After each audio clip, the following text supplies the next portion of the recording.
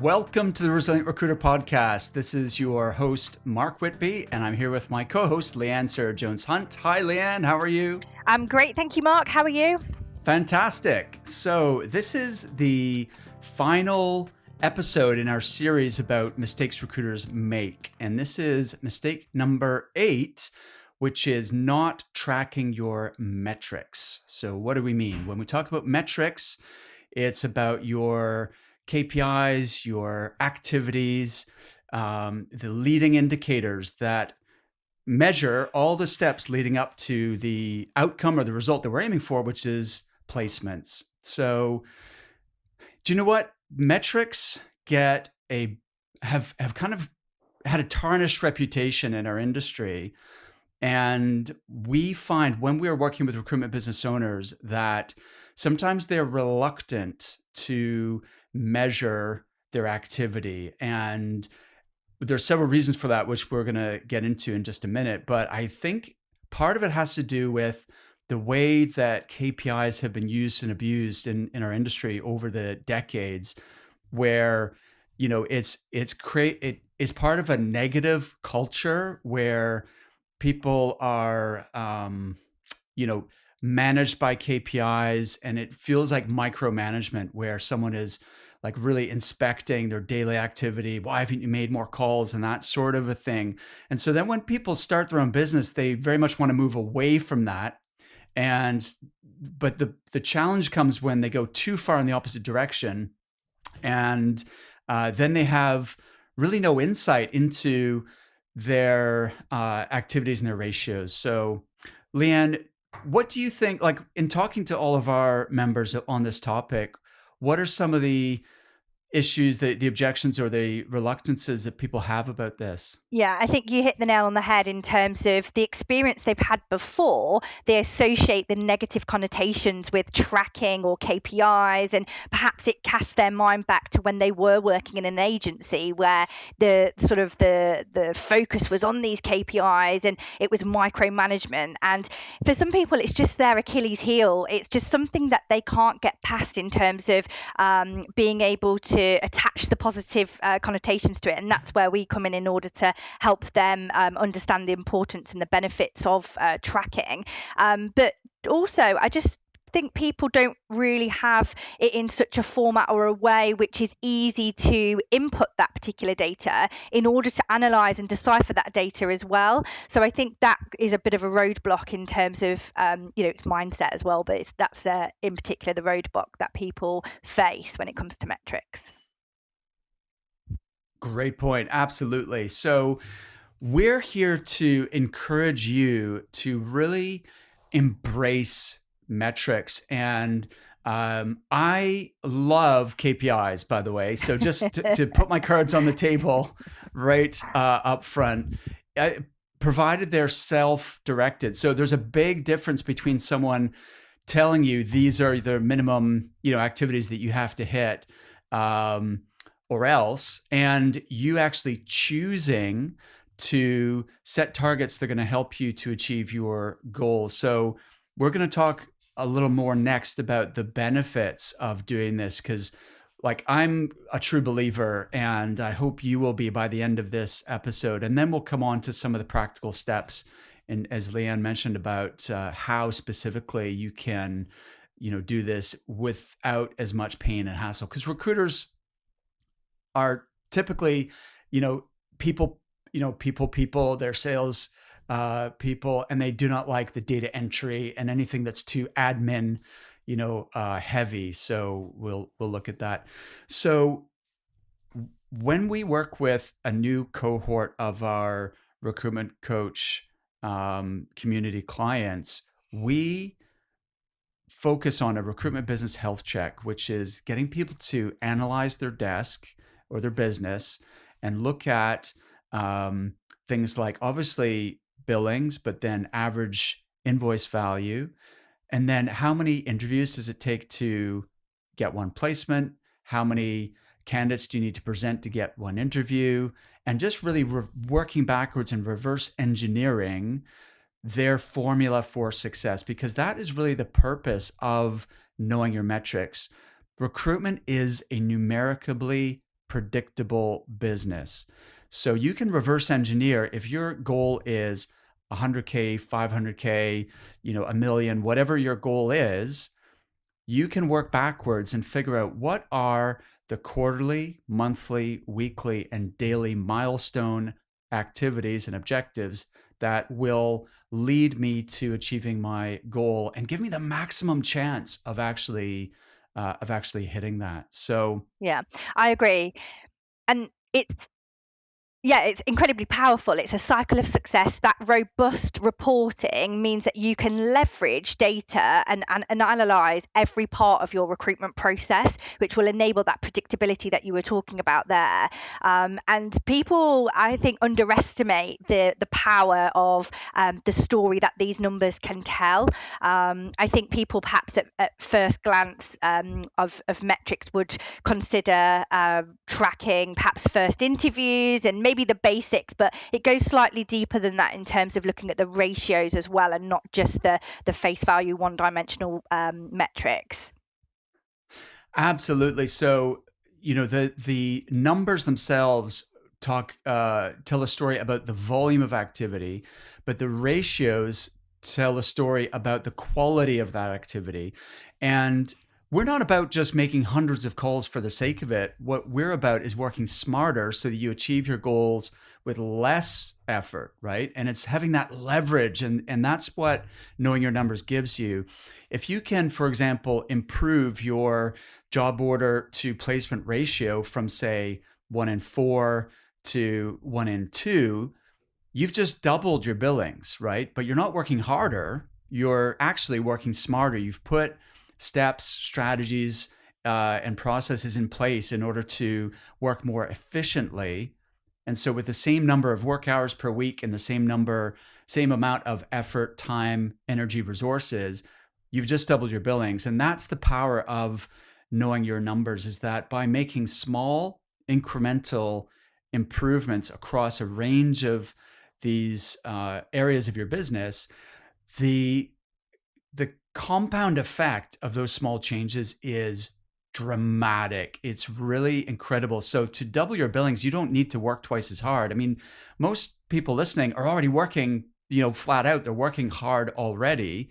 So if you want to double your billings, obvious, isn't it, that you can't double the amount of effort and double the number of hours you're working. That just probably physically impossible. And even if it were, it's not sustainable. That's going to lead to burnout.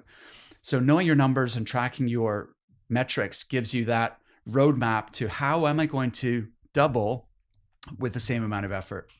Yeah, Leanne, did you have something and to add to and that? also just to pinpoint where is the obvious area of improvement by seeing that whole snapshot and seeing any patterns and trends, that gives you the intel, the insight that is something tangible that you have, versus perhaps going on gut feel, which I guess recruiters do a lot Yes. in this industry. Actually, you've just reminded me, because going on gut feel, that's another objection that people give us is, oh, I'm really experienced. I don't need to track metrics anymore. I already know what I'm doing. And I think that mindset is a mistake. So the analogy I sometimes give people is, look, if you were boarding a plane and you were going to go from London to New York, and the pilot came over the tannoy and announced, ladies and gentlemen, we are having some technical problems with our instrument panel, our dashboard. So all of the instruments are not working. I don't know. I'm not able to track how much fuel we have, what our altitude is, what our bearing is. But don't worry. I'm a really experienced pilot. I've flown to New York many times, and you know, you're in safe hands. Would you trust and stay on that plane and think, oh, well, he's experienced, so it's probably fine?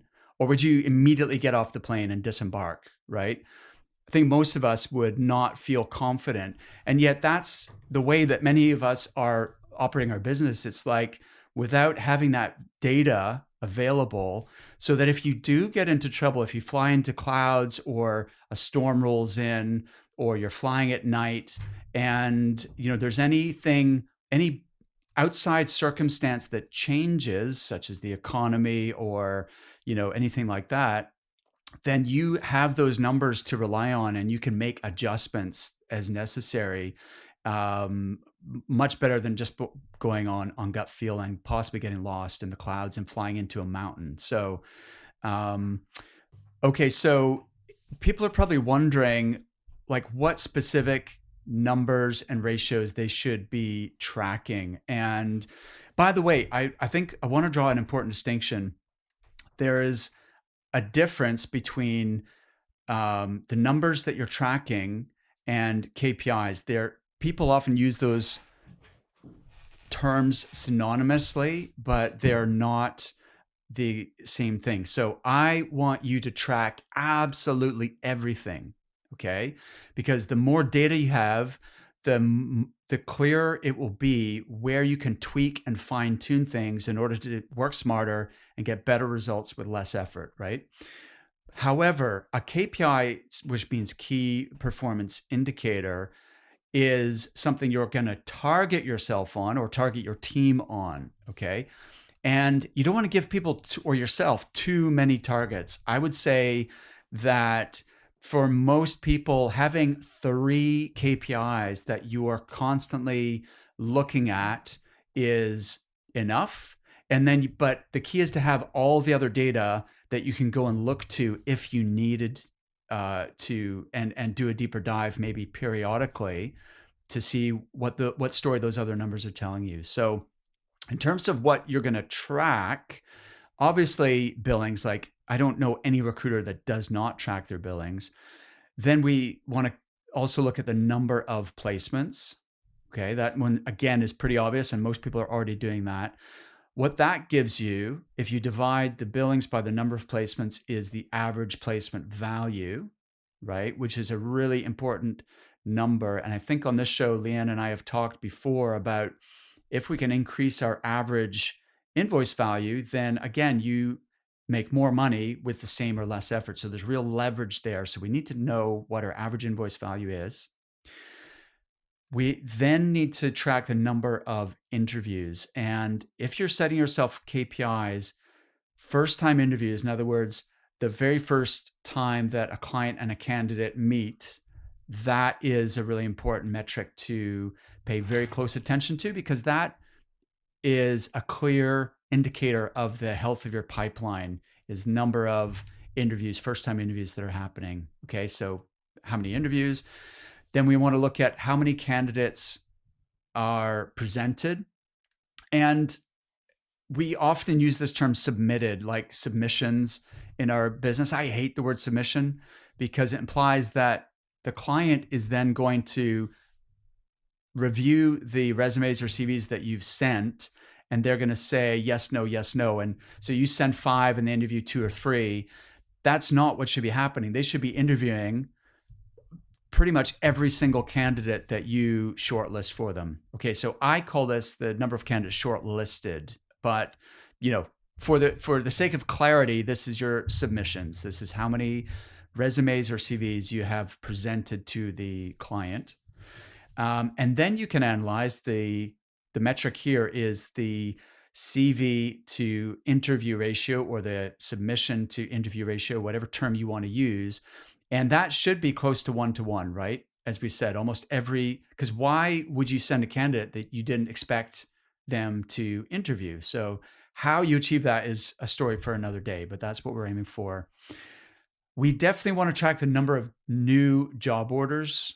And we've done a session before, Leanne, about grading your job orders and only working on things that you're likely to fill. So only track the job orders that you're actually going to work on. If it's a C or a B minus job that you're not actively working, then don't count it in this number, because it's really going to throw off your data. We're only really talking about A and B plus job orders that you're going to be working hard to deliver to. So that's another one that I would definitely set a target for. So we've got first time interviews and we've got job orders. And then from there, we're moving to the top of the funnel here and thinking about how many conversations with clients are we having? conversations, meetings, calls. And then on the candidate side, the same. How many new candidates are we speaking to every week and every day? And, those numbers are then going to flow through the funnel to result in our submissions, interviews, and placements. So I would encourage you to track all of the above and be able to work out your ratios accordingly. So, for example, how many clients do we need to speak to in order to secure a grade A or B plus job order? And likewise, how many candidates do we need to speak to in order to get, that submission, that person presented, shortlisted for a specific opportunity? So those are some of the numbers that you might think about measuring. At this point, probably people are thinking, but how? Like, how am I supposed to do this? Like, physically, how am I meant to track this? This sounds like a lot of work. I'm just, putting my recruitment business owner hat on and thinking, wow, this sounds like a lot. And then all of a sudden, we're kind of going back to those objections here. So it'd be really good for us to give the listeners some real tangible steps on how to even just get started with this, and the options available in order to kind of take the chore out of this, because obviously we spoke about the benefits and we don't want people to have the negative connotations to this action of tracking. So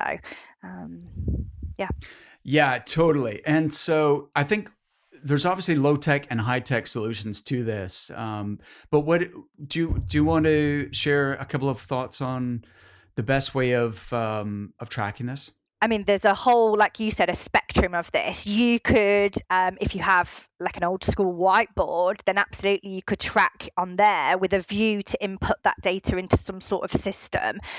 Most people, when they come through our cohort, they already use like a CRM system, which has the capability to produce reporting like this. They've just perhaps hadn't explored that. So it's about tapping into your support team for your CRM and seeing what capability it has.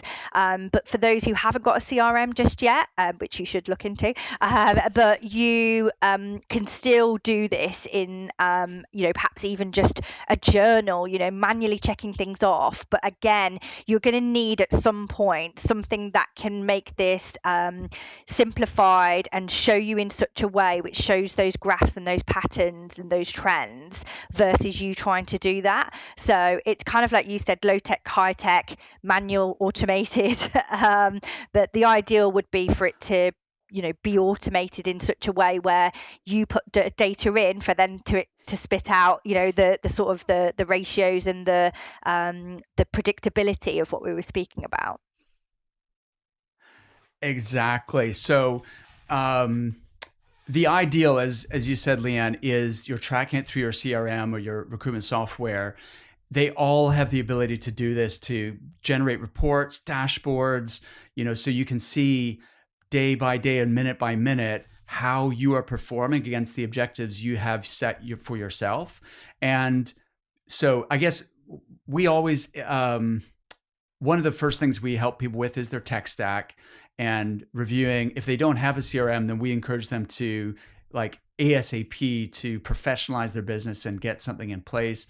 And if they already have one, then it's really, exploring the capabilities for tracking metrics that maybe there's being underutilized. So we're huge advocates for that. But as you said, it could be as simple as a whiteboard. Like, don't let the technology get in the way of you getting started today. It could be a whiteboard in your office where you are like tracking your top 3 metrics and just using a tick system, with like a chicken scratch system. Or, and this is an idea I got from one of my favorite books, which is Atomic Habits by James Clear. And he just talked about salespeople having 2 jars of marbles on their desk. And every call they make, they move a marble across. And it's just dropping those marbles in. And it is like a visual way of, that's quite satisfying because there's like a kinetic or a kinesthetic, like it's like a feel and a visual thing of seeing like the jar of marbles fill up, and every marble represents a step forward towards achieving your goals. So whatever works for you, just take action today on this path towards starting to measure, because having now done over 150 episodes of the podcast, and if you interviewed like some really top producing recruiters and fast growing recruitment business owners, 90% of them plus know their metrics, and they have a formula, and they could rattle it off the top of their head. So a classic example of this is Jordan Rayboy, who we've had as a guest speaker for our coaching clients, and he talked about his planning system. But without any hesitation, without having to consult notes, he was able to explain in detail exactly what activities he needed to hit in order to achieve $1 million a year in revenue. So, Leanne, any closing remarks on this? Yeah, and it's something we're obviously helping our members with as well. They have the option every week to submit. I know you don't like that word, but send us their metrics for us to help in terms of seeing what the story and what that picture is painting, in order to help them to see where the deficiencies are. So it's definitely something that we are really in tune with our members as well. Yeah, absolutely. And by the way, shout out to Jenny, Ryan, and James, who send us their weekly metrics. And if you can gamify this and make it fun and make it a little bit competitive, if you have a team, then absolutely make it competitive and fun, and maybe have prizes and that sort of thing. But even if it's just yourself, if you can compete with yourself and have some kind of element of fun with it, then that's just going to make it more likely that you'll follow through. So this is something we look at with our clients. And by the way, if you're interested in learning more about joining our Inner Circle coaching program, we have two programs. We've got Elevate for our solo practitioners, solo recruiters, and we've got Apex for our entrepreneurial growth oriented companies who want to scale. Whichever of those categories you fall into, if you're a recruitment business owner and you would like to learn more about having a peer group, a mastermind, a community with coaching, training, as well as online courses, as well as one-to-one support and personal action plans, then reach out to us and book a call with me or Leanne. You can do that by visiting recruitmentcoach.com/book a call. So it's recruitmentcoach.com/book a call. Go to that website, book a call in our calendar, and we'll have a 30-minute conversation with you to learn more about your situation, give you some tips and insights that you can action straight away. And if we think that we're a good fit for you and we can help you and get results for you, then we'll tell you about our coaching program. But either way, it's a fun conversation, and everyone finds it insightful and energizing to have that call. So, Leanne, what's up next time? So we are changing gears. So we're going to be focused on our 6-pillar framework and sharing with the listeners what we're doing over here with Recruitment Coach and our community. So we're going to be going through each of the 6 pillars of a 7-figure recruitment business and what that looks like. So that's made up of strategy, marketing, clients, candidates, operations, and team. But we'll be starting next week with strategy. And in particular, it will be discussing vision, purpose, mission, goals, and getting a sense of clarity and certainty around that, in order to really express that, in order, again, to attract people and be attractive to your audience and your industry.